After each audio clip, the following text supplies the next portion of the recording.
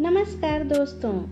ये कहानी किसी एक गांव में रहने वाले मूर्तिकार की है जो बहुत ही सुंदर मूर्तियां बनाता था और इस काम से वो अच्छा जीवन यापन करने लायक कमाता था।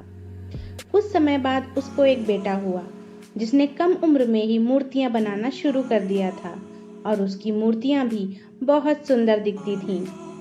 मूर्तिकार अपने बेटे की सफलता से काफी खुश था।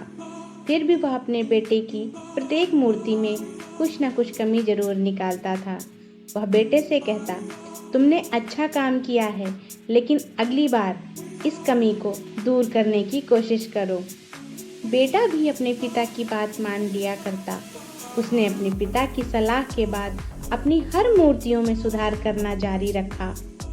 नतीजतन बेटे की मूर्तियां दिन प्रतिदिन पिता की मूर्तियों से बेहतर होती गई और एक ऐसा समय भी आया जब लोग बेटे की मूर्तियों को पिता की मूर्तियों की तुलना के ऊंचे दामों पर खरीदने लगे, जबकि पिता की मूर्तियां पहले की तरह ही बिकती रहीं।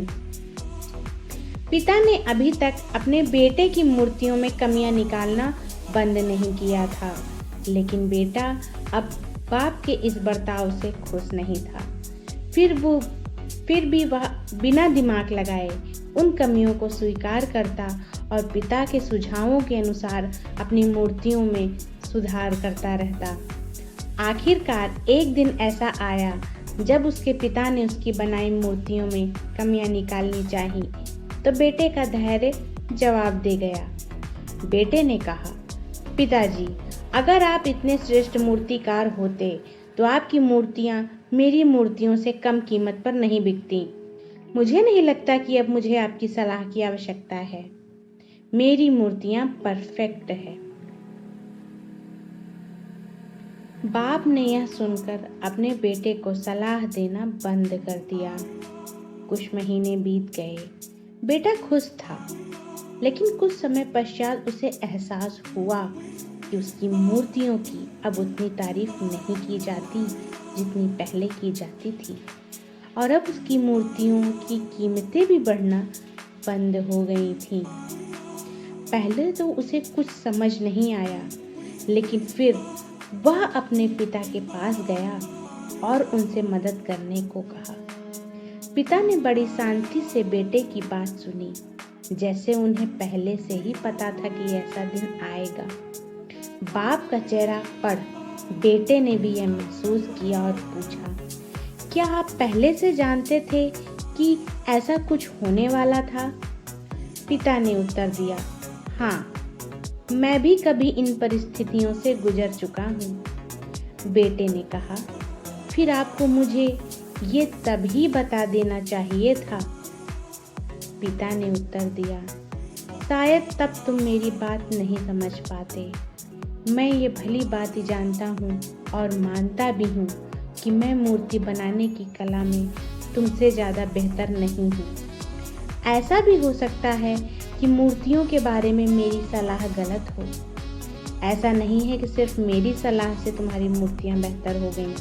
जब मैंने तुम्हें तुम्हारी बनाई मूर्तियों में खामियां दिखाई तो तुमने जो बनाया था उसमें तुम संतुष्ट नहीं थे। फिर तुम्ही ने खुद को बेहतर बनाने की कोशिश की और उस प्रयास ने तुम्हारी मूर्तियों को बेहतर बनाया और परिणाम स्वरूप तुम सफल हुए। लेकिन यह भी उतना ही सच है कि जिस दिन से तुम्हें लगा कि अब तुम्हारे काम में सुधार की कोई गुंजाइश नहीं है, तुम्हारा विकास रुक गया।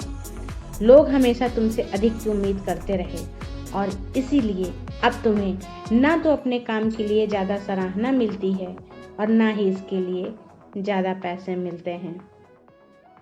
बेटा कुछ देर चुप रहा, फिर उसने पूछा, तो अब मैं क्या करूं? बेटे के सवाल के जवाब में पिता ने छोटा लेकिन अमूल्य जवाब दिया, असंतुष्ट होना सीखो। विश्वास करो कि सुधार और बेहतर बनने के लिए हमेशा जगह रखो। यह एक बात तुम्हें भविष्य में निरंतर प्रगति करने के लिए हमेशा प्रेरित करेगी और हमेशा सुधार करती रहेगी और तुम्हें पहले से ज़्यादा बेहतर बनाती रहेगी। ऐसी ही मोटिवेशनल कहानी के लिए आप मेरे चैनल को सब्सक्राइब कर लें और बेल आइकन को प्रेस कर लें।